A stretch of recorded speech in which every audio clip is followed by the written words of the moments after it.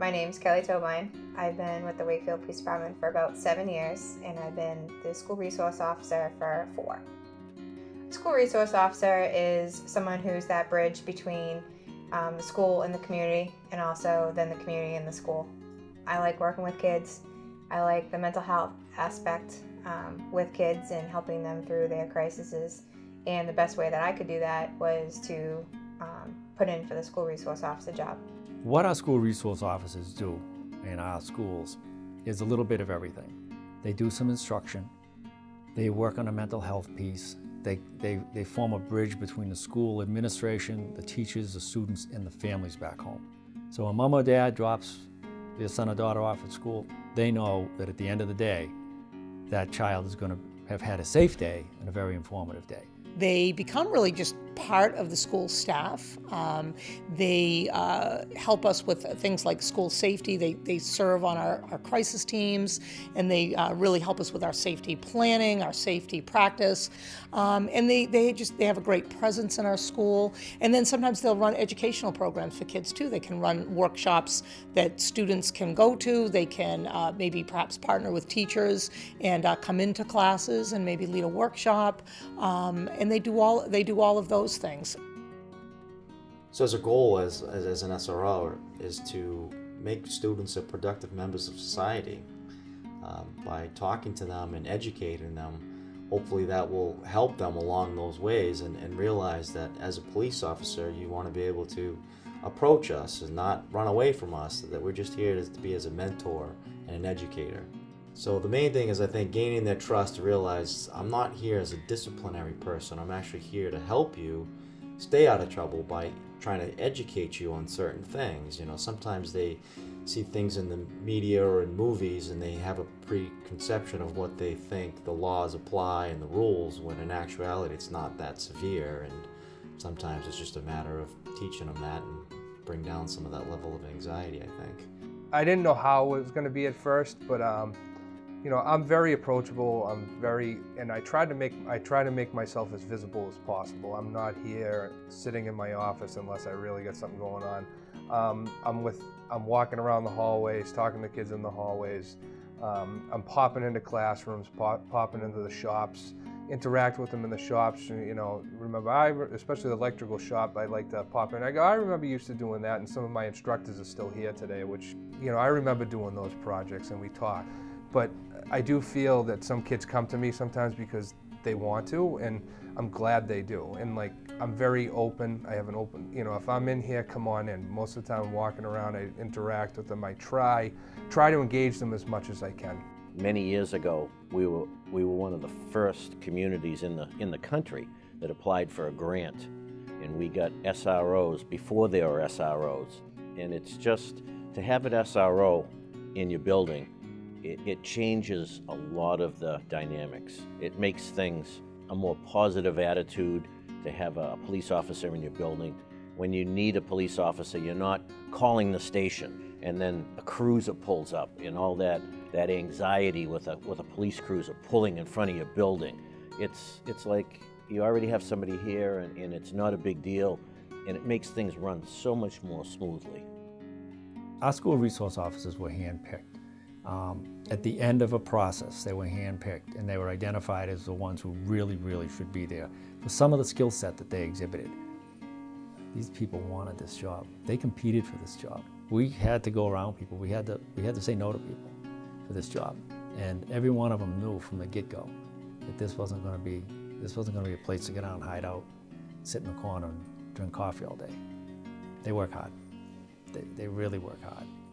It's scary for everyone when a child at school is very depressed, is crying, is going to the adjustment counselor every day, worried about what might be going on at home. So our role with the school resource officer is to help everyone to understand what's going on and how we can offer some relief there.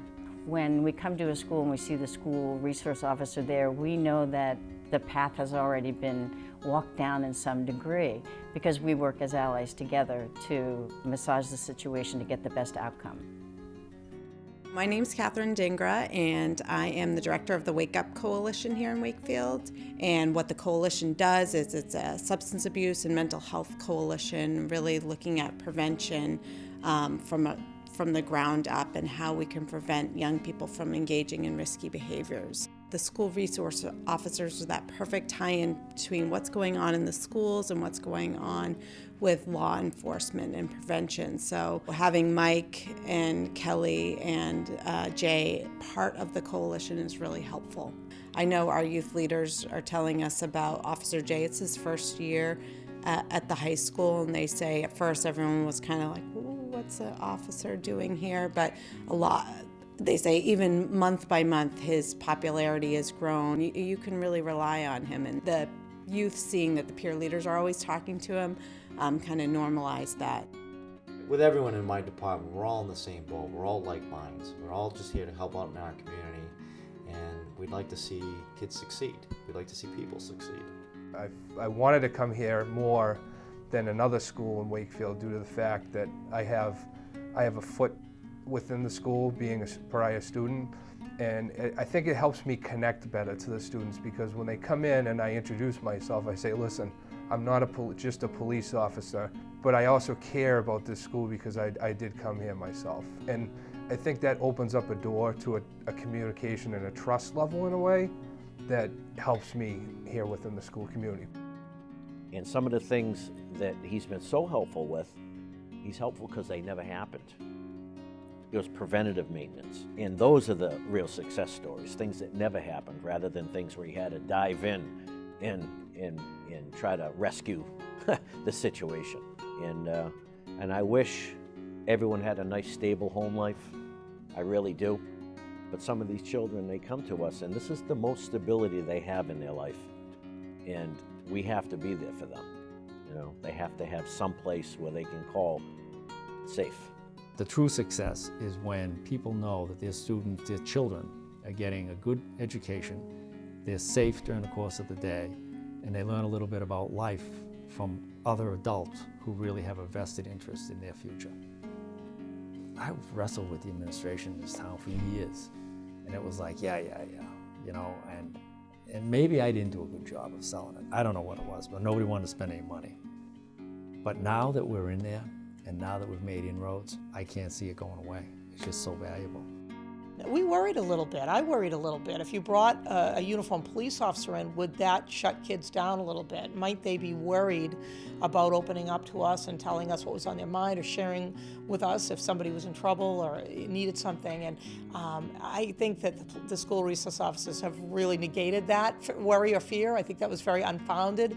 I think that the students still have that very high level of trust in all of the adults in their building, and now just the school resource officer is one of them, you know.